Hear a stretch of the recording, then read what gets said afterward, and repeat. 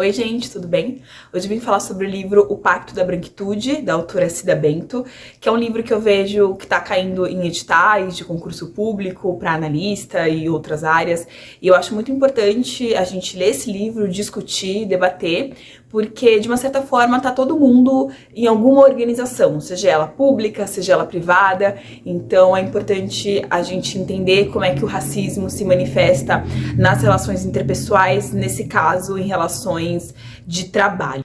A Cida Bento, ela é da área de psicologia, mestre e doutora, foi gestora, foi líder de RH, e ela começou a perceber que pessoas negras, por mais que fossem qualificadas, muitas vezes mais qualificadas que pessoas brancas, elas eram constantemente preteridas, ou seja, elas não eram escolhidas, não eram selecionadas para as vagas. Então ela vai falar um pouco sobre a vida dela, né? Ela veio de família bem pobre, na zona norte de São Paulo. A mãe era empregada doméstica, o pai dela era servente, e ela e os irmãos tiveram incentivo para estudar e conseguiram aí estudar e ter formações acadêmicas. Então ela vai contar um pouco, ela vai começar mesclando um pouco sobre a experiência dela nessa área de gestão de RH, e ela vai comentar assim na página 9.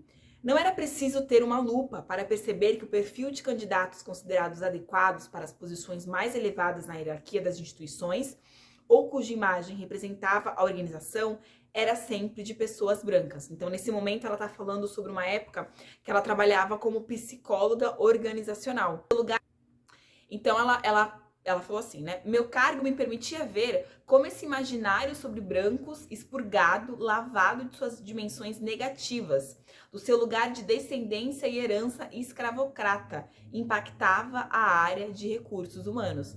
Então ela vai falar aqui num determinado momento que as pessoas, a sociedade sempre fala sobre a herança da escravidão para as pessoas negras, mas nunca fala da herança para as pessoas brancas, ou seja, por seus privilégios. Então, por uma questão histórica, os negros acabaram sendo subalternizados na sociedade, mas os privilégios que homens e mulheres brancos receberam, usufruem até hoje por conta disso, isso não é discutido, né? Então ela vai falar que tem um determinado momento, homens e mulheres brancos receberam, usufruem até hoje por conta disso, isso não é discutido, né? Então ela vai falar que tem um determinado momento que ela vai falar que se fala muito sobre a memória coletiva, mas quase nunca se fala sobre a amnésia coletiva. O Pacto da Branquitude é uma cegueira, é um pacto não verbalizado, é um contrato não verbalizado entre pessoas brancas. Ela vai dizer, é a cegueira conveniente e o silêncio cúmplice.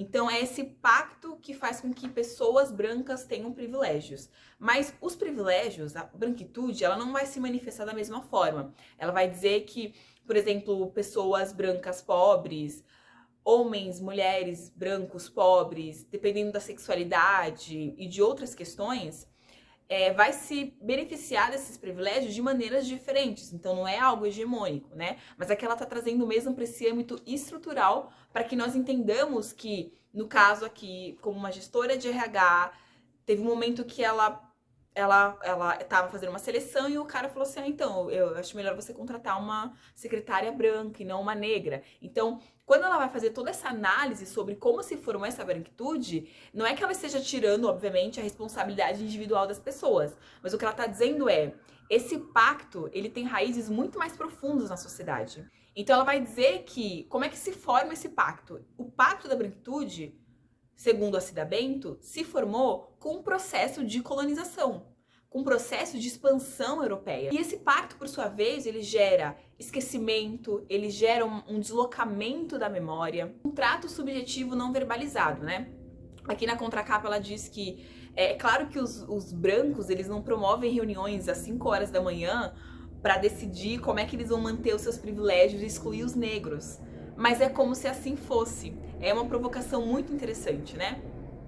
O processo de expansão da colonização europeia, descobrimento, né, de novos mundos, descobrimento na visão dos europeus, foi gerando um subjugamento dessas pessoas, desses negros, desses indígenas que eram escravizados, que África e Ásia se tornaram locais de pobreza crônica. Isso não é um efeito apenas da extração de recursos materiais por conta dos europeus.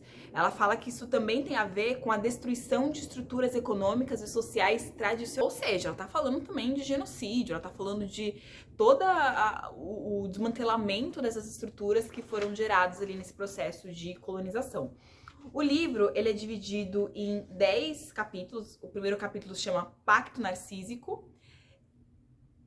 Isso é interessante porque ela tem um determinado momento que ela vai falar, por exemplo, sobre o legado da sinhazia, que o fato de uma pessoa branca estar em um local e automaticamente já achar que a pessoa negra está ali para servi-la, tem a ver com essa visão, esse legado da sinhazinha, que tem a ver com o pacto narcísico da branquitude, que é se enxergar sempre como em um degrau acima do que as outras pessoas, né? Entender que as outras pessoas estão ali para servi-la. Então ela vai... E a análise da Cida Bento eu gostei muito porque o livro é didático, ele é bem escrito, ele é fluido da leitura, e ela vai trazer muito esse diálogo com a história, porque ela vai... 35, ela diz assim: a monocultura para exportação e a escravidão, né? Ou seja, uma das coisas que formou aqui o Brasil, né? Essa grande lavoura exportadora. Nós basicamente produzíamos materiais primários para o mercado europeu quando nós éramos colônia, né? Ela vai dizer que, então, a monocultura e a escravidão, articulada com a forma de ocupação das terras brasileiras pelos portugueses,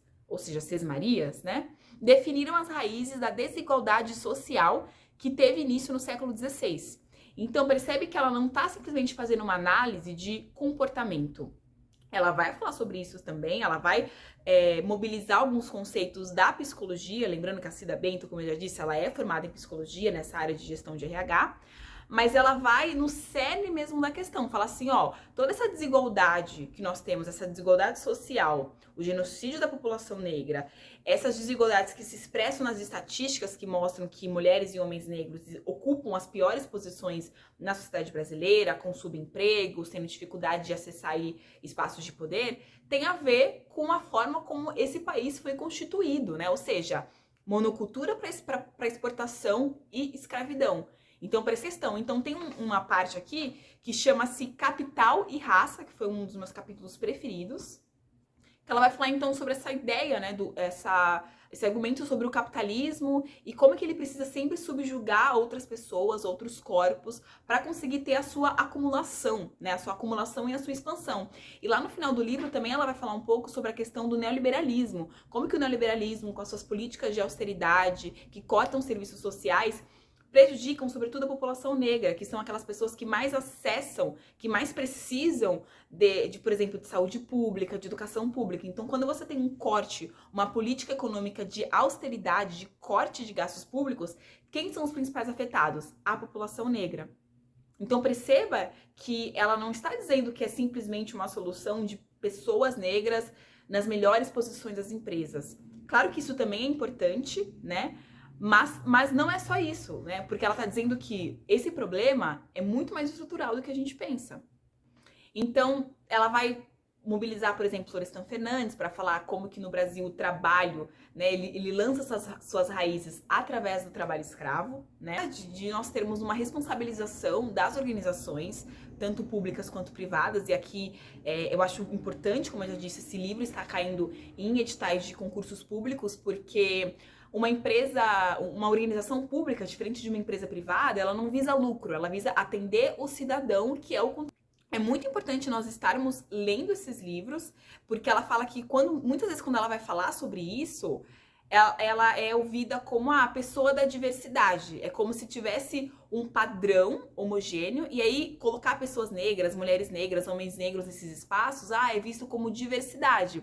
E ela vai dizer que não é simplesmente isso, é entender que essa população que é nesse país a majoritária, ela tem também que estar representada nesses espaços, e uma representação substantiva, não simplesmente simbólica. Então por exemplo, você ter gestores de RH que, por sua vez, vão contratar essas pessoas negras. E ela fala que muitas vezes ela ouve o argumento de que, mas a qualidade, o nível de excelência vai cair. Como se pegar, por exemplo, pessoas que passaram pela universidade através de cotas, fosse diminuir o grau de excelência da instituição. E isso é um mito. Ações afirmativas nas organizações, conscientização e de ações sobretudo com os líderes, com as lideranças, que em última instância são as pessoas que vão decidir, né, boa parte ali do planejamento estratégico das organizações. As instituições são constituidoras, regulamentadoras e transmissoras desses pactos, que são coletivos. Então, o Pacto da Branquitude, ele é coletivo, ele não é individual.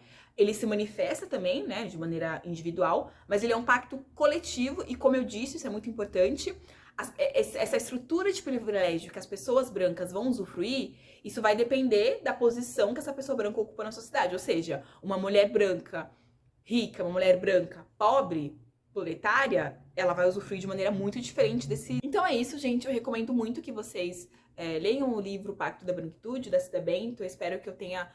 Eu pincelei aqui alguns pontos centrais, claro que não dá pra debater tudo, mas é um livro curto, é um livro que tem menos de 200 páginas, tem 140 páginas e ele é pequenininho assim, então eu fiz bastante anotação, li com um amigo, a gente foi discutindo. Eu acho que é um livro bem interessante, muito didático, como eu falei, e eu recomendo também o livro que eu não tenho ele aqui físico, porque eu li no Kindle, chamado O que é Racismo Estrutural, do Silvio Almeida, porque eu acho que em determinados momentos vai dialogar bastante com isso, né, justamente por entender essas raízes históricas, políticos, econômicos e sociais do racismo, né? Então é isso, espero que vocês tenham gostado.